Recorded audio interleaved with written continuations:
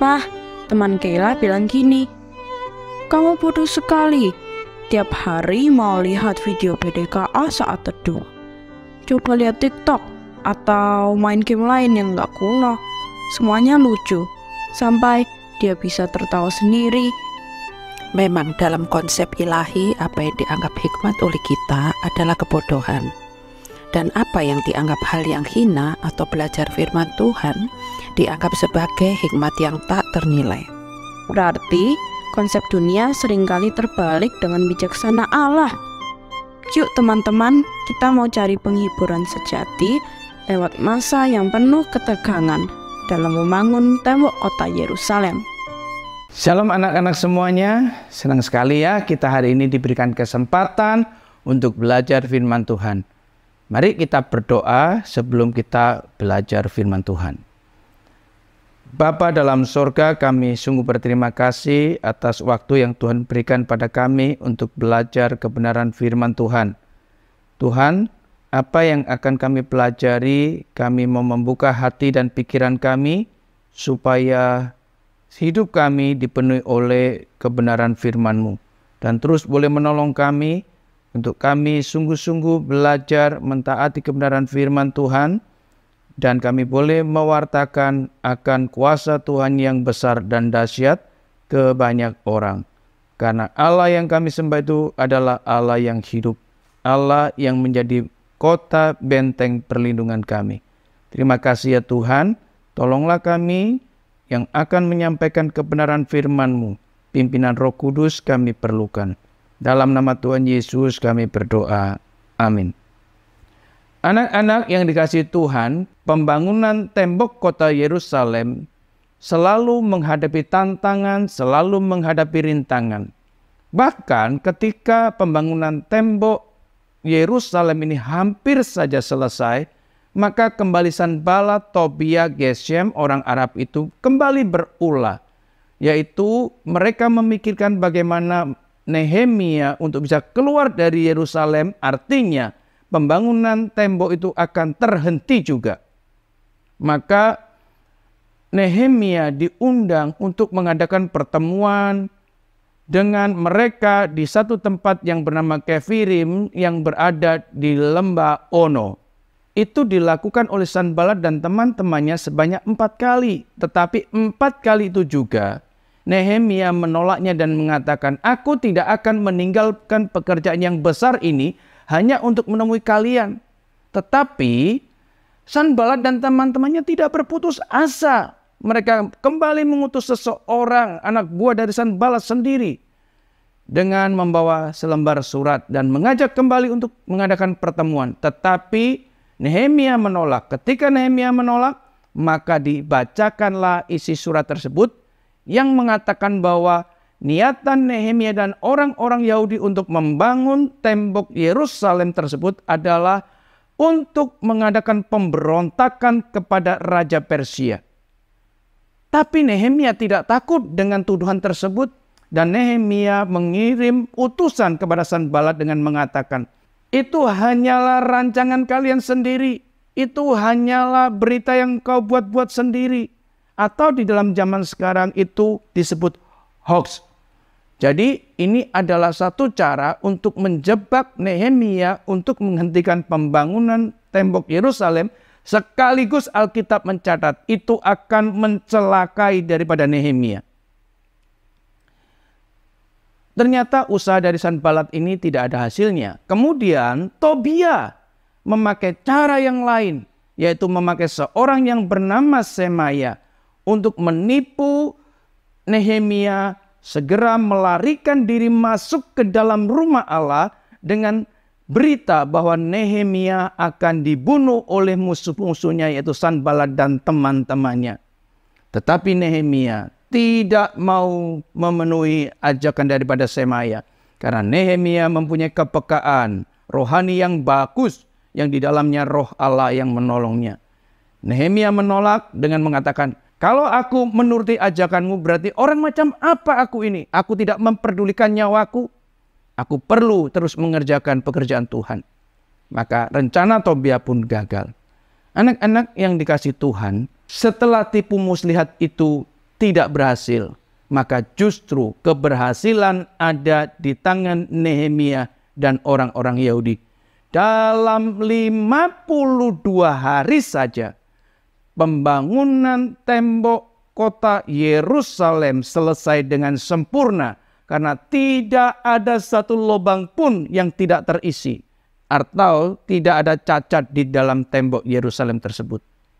Dan ini menyebabkan Sanbalat dan teman-temannya menjadi ketakutan dan juga diikuti oleh bangsa-bangsa yang berada di sekitar Yerusalem, dan menyebabkan mereka juga sadar bahwa ada tangan Tuhan yang tak terlihat yang membantu untuk menyelesaikan pembangunan tembok Yerusalem. Itu sebabnya benarlah apa yang dikatakan Nehemia kepada orang Yahudi, bahwa Allah itu besar dan dahsyat. Setelah pembangunan tembok kota Yerusalem itu selesai dengan sempurna, maka dipasanglah pintu gerbang daripada tembok Yerusalem. Dan saat itu juga Nehemia memilih 2 orang penjaga pintu, tetapi yang dipilih bukan asal pilih, bukan sekedar hanya kuat tubuhnya, tetapi yang dipilih adalah orang-orang yang mempunyai hati yang takut akan Tuhan. Itu jauh lebih penting daripada orang yang tidak pintar ataupun yang kuat. Nah, setelah semuanya itu selesai, maka diadakanlah pentabisan tembok Yerusalem. Di situ tampak semua orang bersukacita, mengucap syukur kepada Allah yang telah menolong mereka. Mereka menaikkan puji-pujian kepada Tuhan.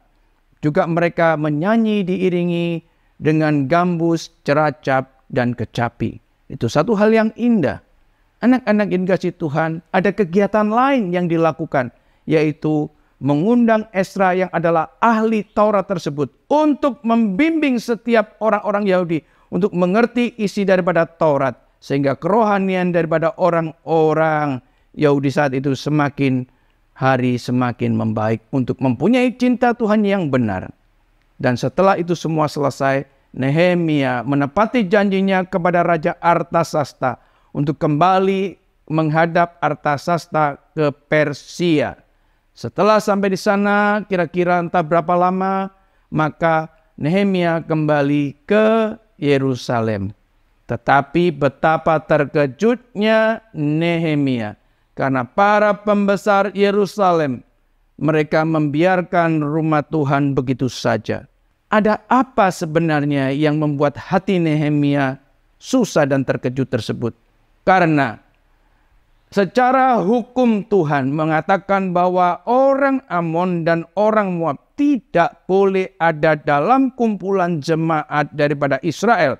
Tapi faktanya hari itu Nehemia melihat ada seorang yang bernama Tobia, orang Amon, justru diberi tempat tinggal di dalam pelataran rumah Allah. Maka Nehemia marah, masuk ke dalam ruang tersebut. Semua perabot daripada rumah Tobia ini dilemparkan keluar semua. Dan Tobia diusir juga keluar dari situ. Nehemia minta agar ruangan tersebut kembali disucikan. Dan setelah disucikan, maka seluruh perkakas rumah Allah atau rumah Tuhan kembali dimasukkan ke dalam ruang tersebut. Anak-anak yang dikasihi Tuhan, apakah cukup sampai di situ terhadap kerusakan yang terjadi pada bangsa Yahudi? Tidak.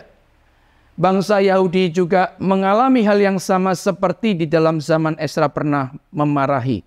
Yaitu ada sebagian besar orang-orang Yahudi yang menikah dengan perempuan-perempuan asing. Sampai Alkitab mencatat, ada anak-anak mereka yang tidak bisa berbahasa Yahudi atau tidak bisa berbahasa Ibrani. Yang ada hanya mereka justru bisa berbahasa Asdod dan sebagainya. Itu yang membuat hati Nehemia susah. Dan Nehemia mengambil satu keputusan tegas. Harus dipisahkan orang-orang seperti ini. Seperti yang pernah terjadi dalam zaman Ezra. Anak-anak yang dikasihi Tuhan, apa artinya tembok Yerusalem yang begitu kokoh, yang begitu besar, yang begitu kuat, tetapi kalau orang-orang yang tinggal di dalamnya mempunyai kerohanian yang keropos, mempunyai iman yang tidak benar kepada Tuhan yang hidup. Anak-anak yang dikasihi Tuhan, bagaimana dengan engkau dan aku? Engkau dan aku mungkin menjadi orang atau anak-anak yang selalu berada di lingkungan gereja. Tetapi sebenarnya kalau hatimu dan hatiku jauh daripada Kristus, jauh daripada Tuhan, itu pun tidak akan berguna. Mari kau dan aku belajar menuruti kehendak Tuhan, menjadikan Yesus Kristus pusat hidup kita, dan kita mau taati seluruh hukum-hukum yang telah tertulis di dalam Alkitab. Supaya hidup kita menjadi aman di dalam naungan Kristus. Allah menjadi benteng yang kukuh atas hidup kita. Barulah kita merasa aman dan nyaman. Amin. Mari kita tundukkan kepala dan kita berdoa. Bapa dalam sorga, kami bersyukur, kami berterima kasih atas waktu yang Tuhan sediakan bagi kami untuk boleh belajar kebenaran firman Tuhan. Kami tahu Tuhan bahwa ketika kami mengalami kesulitan, Engkau tidak akan pernah meninggalkan kami. Dan ketika kami mengalami kesulitan itu, ajarkan kami terus untuk mempunyai hubungan yang indah dengan Tuhan. Sehingga kami tidak ditipu oleh kuasa-kuasa kejahatan. Tapi justru kami boleh mengalami ketenangan, keteduhan ketika kami ada dalam perlindungan Tuhan. Kristuslah perlindungan kami yang ajaib. Dalam nama Tuhan Yesus kami berdoa. Amin.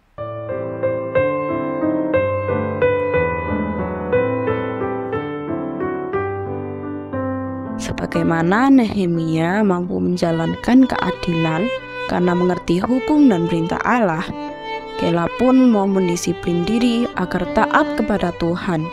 Bagaimana caranya? Dengan mengenal dan menghidupi hukum Tuhan yang terdapat di Alkitab. Untuk besok, sudah sampai di perjanjian baru Matius 1 ayat 1 sampai 17.